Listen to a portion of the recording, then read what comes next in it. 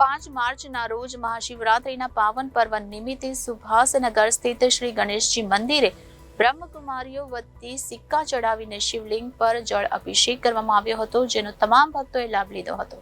આ પ્રસંગે સુરત શહેરના માજી deputy mayor doctor Ravindra Patil ઉપસ્થિત રહ્યા હતા અને તેમના દ્વારા પૂજા અને આરતી કરવામાં આવી હતી.